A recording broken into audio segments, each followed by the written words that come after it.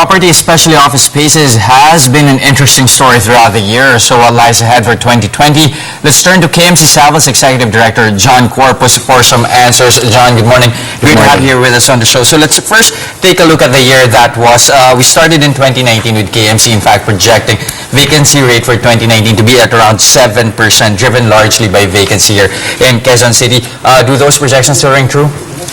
Well, we've seen that in Metro Manila, the vacancy rates are basically going down in different parts of Metro Manila. You've seen the Bay Area, you've seen Makati and BGC. However, most of the stocks that's been delivered this year are coming from the areas of the northern part of Metro Manila, such as Ortigas, Quezon City.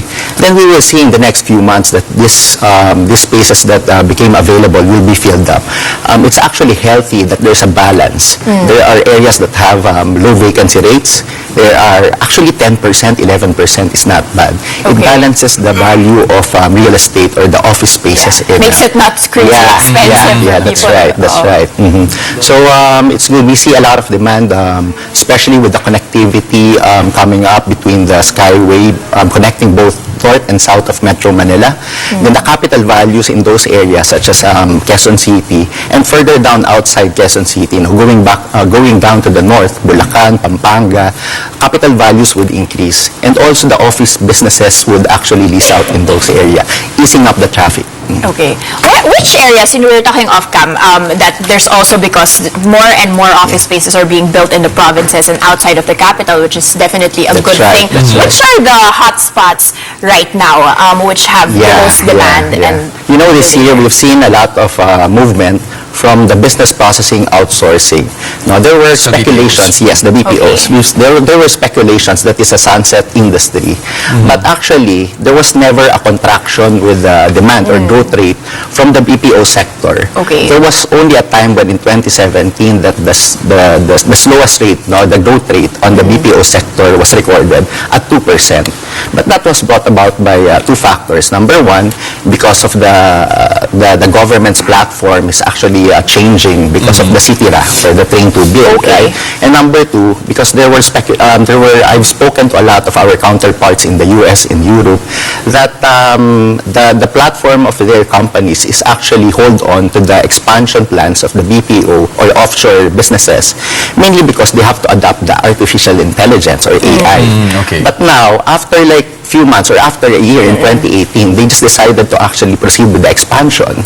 Now we've recorded about 5% growth rate in 2018, which is translated to about 70 to 90,000 full-time employees. I don't complain about it. And then in 2019, we saw that there's a lot of demand not only from third-party contact centers that expanded, that are taking up spaces in Metro Manila as well as in the provinces. We also saw that... Which provinces, John? Just interested in which ones are... So in the Visayas area, there are demand for high-skilled workers now. Because most of the universities there, let's say Western Visayas University, for instance, actually they have about 7 out of 10 nursing in the nursing board exam. 7 out of 10 actually topped the board exam just recently. So we see that there were high demand on healthcare services in that area, and we will see that in the coming more months. So we have Iloilo, Bacolod, Dumaguete. In Davao, almost all of the third-party contact centers are there. In Luzon also, you would see growth in Batangas, the areas of New Valley, Cavite. Upon completion of the CALAX, capital values would rise, as well as in Bulacan and Pampanga, as mentioned earlier. It's very interesting that you're now bullish on the BPO sector, which, as you mentioned, is sunset na. So is it going to be enough for us to bank on that, or office spaces at least, to bank on that, given the risks of POGO not, let's say, being cracked down on? Will that be enough to fill the need? There's about 800,000 square meter of office supply that's been delivered to the market this year, 2019. This year, We transacted about 25% of the market, 200,000 square meters. Majority of our transactions are coming from the business processing outsourcing. And we cannot disregard the take-up of the POGO operators, right? So anyway, in Metro Manila, they've been looking at opportunities When I was traveling around the Philippines, no, looking at sites for the companies that we're servicing, no, for every facility or developer I speak with, even the local government, most of them have been approached by the POGO. So probably we will see them actually expanding, not just in Metro Manila or even outside, or probably they're looking for Until alternative now, options. Yes, despite all the regulations and the crackdown that the government has been implementing, are we expecting that to dwindle down eventually? I think regulation is good. Because we want to have a diversified market, right? We are not focusing on one area of the business. Makati, for instance, right? In order for them to actually be the central business district, they have to make come up with regulations, and this will balance off everything. But the good news is that the demand for high-skilled workers, the captives, are coming in from legal services, financial services, healthcare, gaming, focusing on animation and software development. So it's not all about POGOs. Yeah, and also logistics, actually. We will see the expansion of logistics companies in the northern part of Luzon. We will in the southern part of Luzon as well. Okay. Maybe one other issue that we have to keep an eye on would have to be Sitira. This is something that you mentioned already earlier. Of course, especially since the prospects of it being passed is quite high come in the next, maybe in the first half of 2020. So how might that actually affect office take-up? Well, I think over the past few years, it's been an issue, right?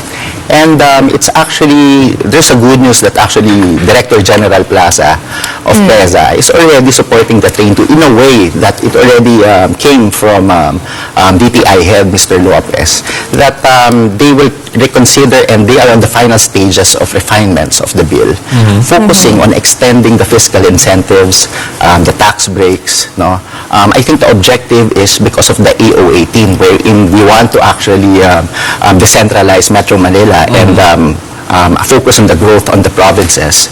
Now, I think that's good for us, and that development gives us and the industry, the PEZA accredited companies, the confidence that they will be protected.